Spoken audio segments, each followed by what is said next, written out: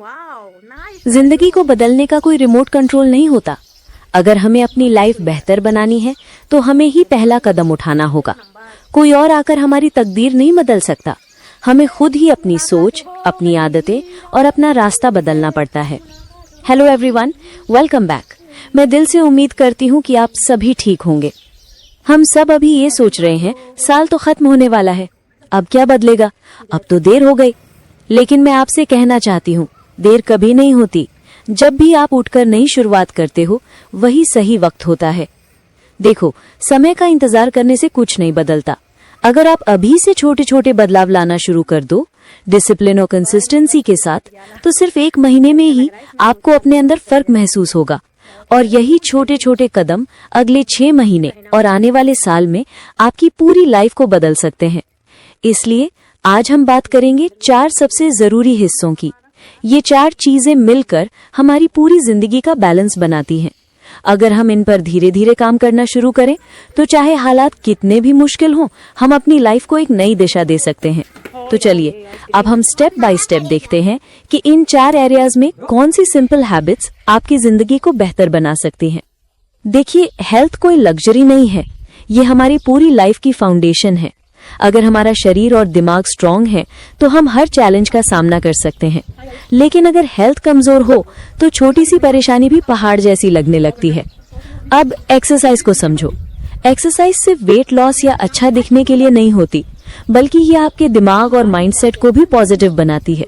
आप दिन में 15 से 20 मिनट का वर्कआउट शुरू करो, चाहे योगा हो, लाइट स्ट्रेचिंग, ब्रिस्क वॉक या फिर डांस, कोई फर्क नहीं पड़ता।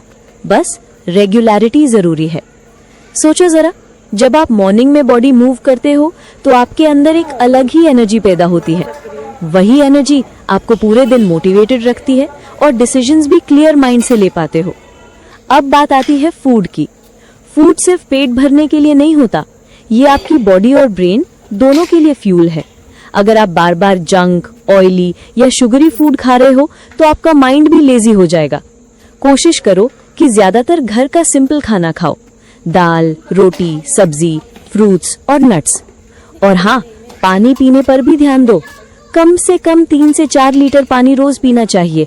हाइड्रेशन आपकी स्किन, डाइजेशन और माइंड क्लैरिटी तीनों को इम्प्रूव करता है।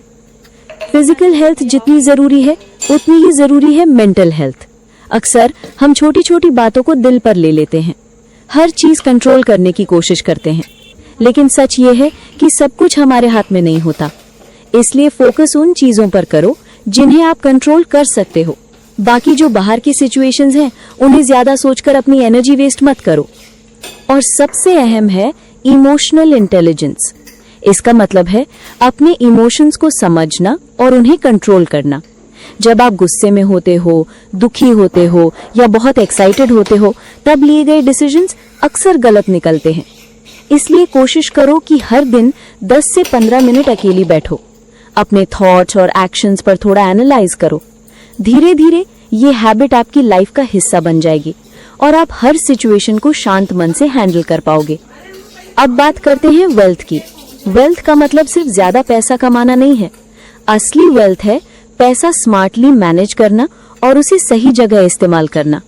अगर आप सिर्फ कमा रहे हो और उसे मैनेज नहीं कर पा रहे तो मेहनत का असली फल कभी नहीं मिल पाएगा। सबसे पहले स्किल डेवलपमेंट पर ध्यान दो।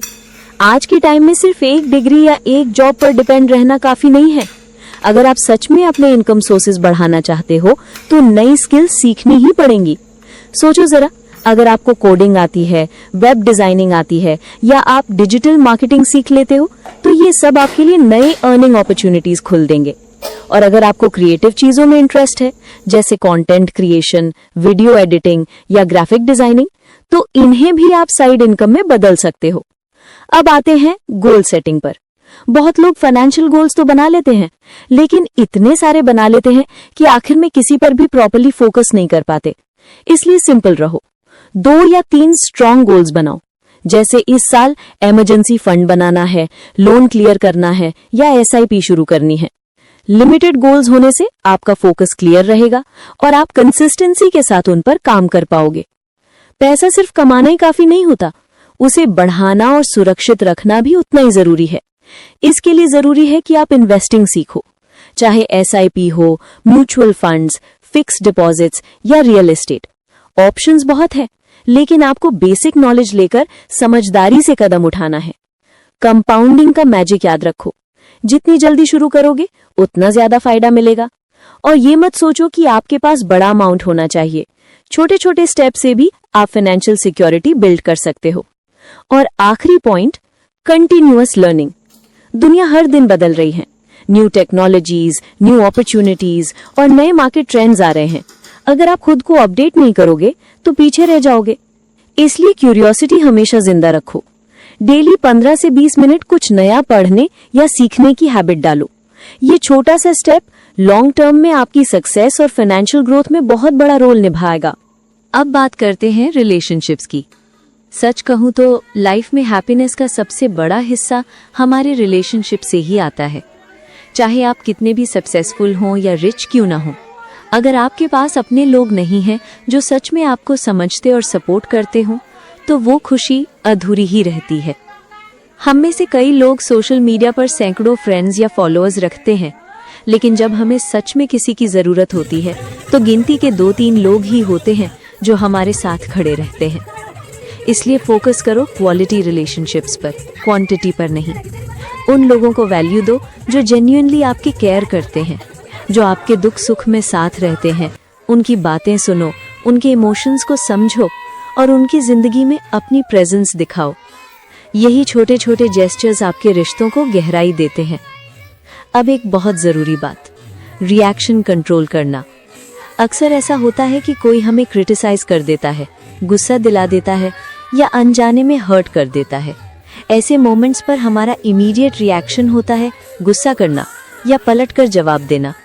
लेकिन याद रखो, हर बार रिएक्ट करना जरूरी नहीं होता। काम रहना सीखो। जब आप अपनी इमोशंस पर कंट्रोल रखते हो तो न सिर्फ रिश्ते बेहतर होते हैं, बल्कि लोग आपको ज्यादा रिस्पेक्ट भी देने लगते हैं। और सबसे इम्पोर्टेंट, टाइम और प्रेजेंस देना। आज के बिजी और डिजिटल वर्ल्ड में हम अपने ही घर के लोगों से प्रॉपर्ली बात नहीं कर पाते। सोशल मीडिया, फोन और डिस्ट्रैक्शंस हमें दूर कर देते हैं। लेकिन सच ये है कि रिश्ते वर्ड से नहीं, प्रेजेंस से बनते हैं।